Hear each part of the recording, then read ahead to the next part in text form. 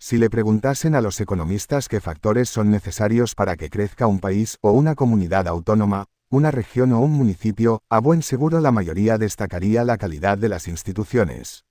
Disponer de unas reglas de juego claras que varíen poco a lo largo del tiempo y, principalmente, que todos cumplamos, es el paso principal para permitir el crecimiento económico. Pero la calidad de las instituciones no florece por sí misma. No solo necesita de una buena legislación, sino también debe ser capaz de evitar la peor de las enfermedades posibles, la corrupción. Su capacidad para amenazar y debilitar el sistema es indudable.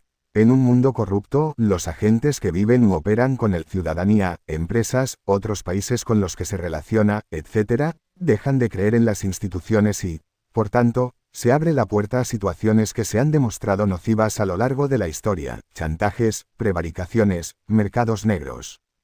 Por tanto, minimizar los problemas derivados de la corrupción supone siempre la obtención de mejores resultados para el conjunto de la sociedad, desde cualquier perspectiva.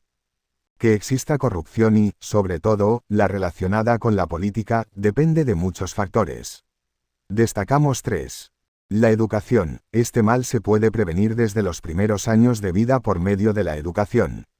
De hecho, los países con mejor calidad del sistema educativo son también los que menores niveles de corrupción presentan. La transparencia. Quienes gobiernan deben rendir cuentas. Siempre. Esto no solo garantiza que se comportarán correctamente, sino que aumentará la confianza que los ciudadanos tienen en los gobernantes. Las sanciones. La corrupción no puede quedar impune, ni ante la justicia ni ante la sociedad.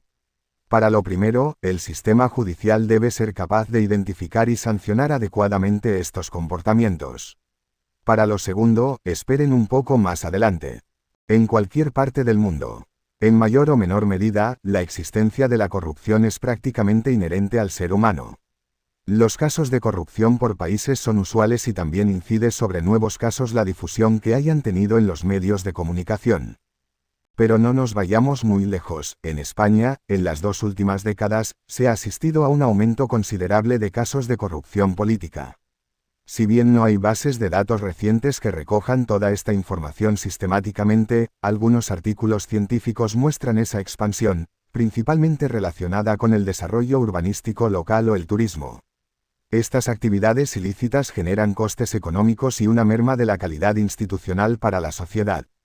El mecanismo para solucionar el problema es, evidentemente, castigar la corrupción en las urnas. Pero para el caso español, los resultados le sorprenderán, o quizás no. Varios autores han analizado, con información de elecciones a nivel municipal, qué cuota de votos ha obtenido el partido que previamente ha cometido un acto de corrupción política en su municipio. La conclusión es que la pérdida de votos es reducida, muchas veces condicionada por la difusión que se hubiese dado a esos casos en los medios de comunicación. Cuanta mayor difusión, mayor es el castigo y, lo que puede ser más preocupante, en función de quién la hubiese cometido. Sobre esto, los trabajos académicos nos dan varias razones. En primer lugar, por falta de información de los votantes que desconocen la realidad de la corrupción y, en consecuencia, no les afecta a su decisión de voto. Otro motivo es el propio sesgo político del votante, que le lleva a juzgar de manera diferente casos de corrupción en función de qué partido los haya cometido. Además, los votantes son proclives a perdonar la corrupción si consideran que es un mal menor en comparación con otros atributos del político corrupto, como puede ser su capacidad de gestión. Esto se resume en el famoso aforismo latinoamericano de «roba, pero hace, rouba, más faz».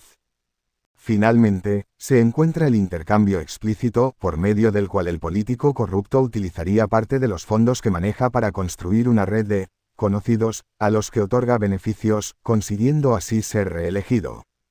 En resumen, si queremos reducir la corrupción hacen falta 3 elementos cruciales: más educación, más transparencia y más difusión mediática de los escándalos.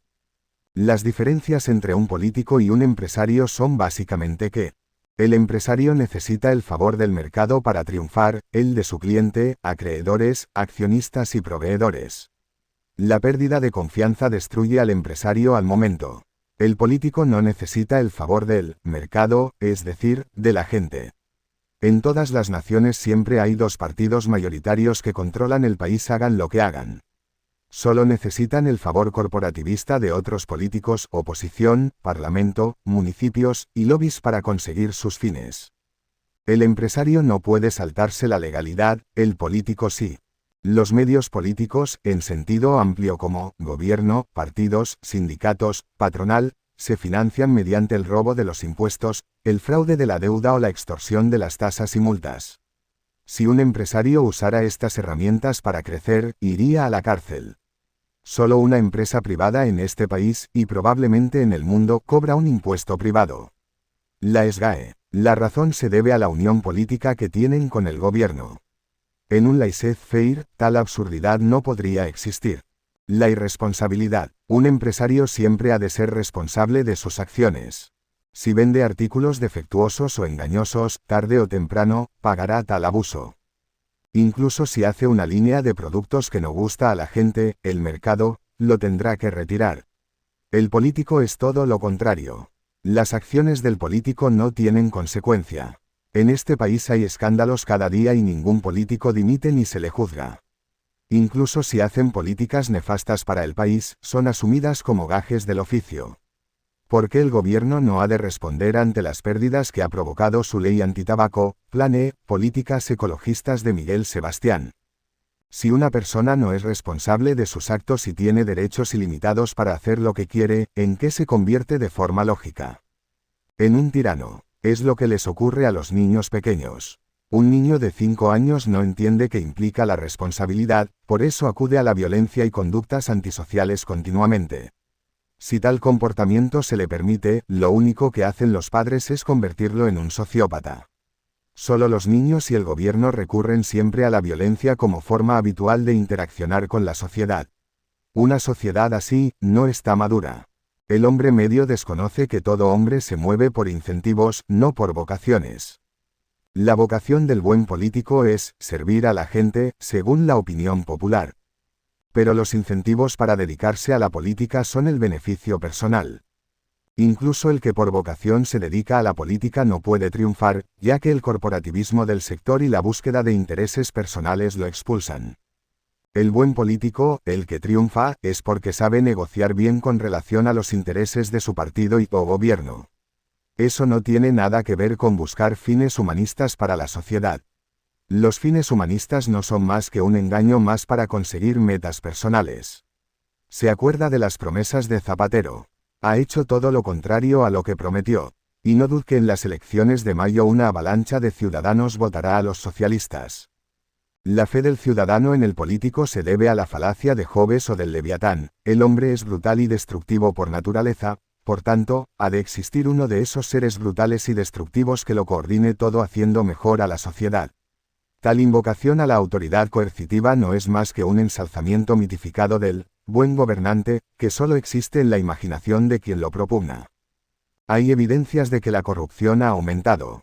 La ONU asegura que nunca ha habido tanta corrupción en la historia de la humanidad. El botín son los cargos públicos y todos los beneficios que se puede obtener a partir de ellos. Los líderes políticos se comprometen a recompensar con esos recursos a los dirigentes y militantes que los ayuden a ganar las elecciones y a llegar al poder. Lógicamente, estos apuestan por quienes consideran que tienen más probabilidades de ganar, no por aquellos que compartan sus ideas. La política es un negocio, sentencia Emmerich. En un mundo donde lo que importa es lograr el éxito personal, es solo un trabajo. Rápidamente, cualquier joven que estudia carreras vinculadas al universo político ve que es un campo en el que obtener buenos resultados y ascender es algo sencillo. Entonces, la discusión no es qué tipo de sociedad quiero, sino qué dirigente o partido me conviene para conseguir un trabajo en el sistema político. Las ideas, los principios y los programas ya no tienen validez. En países en los que no existe un servicio civil de carrera, donde no hay concursos de oposición para acceder a la función pública y los funcionarios están sujetos a los vaivenes políticos, los cargos se venden y se compran. Aparece el nepotismo y el reparto para los amigos, dice Bautista. Frente a esto, es fundamental la presencia de herramientas institucionales que sirvan para dificultar la corrupción lo más posible, en vez de alentarla, como ocurre en muchos lugares. La corrupción es un problema global, pero hay países que la controlan mejor. Los escandinavos, por ejemplo, son muy transparentes. Para ellos no es un problema. El nivel de educación es muy bueno y tienen una serie de mecanismos para prevenirse. Otros países los desconocen y la corrupción se dispara.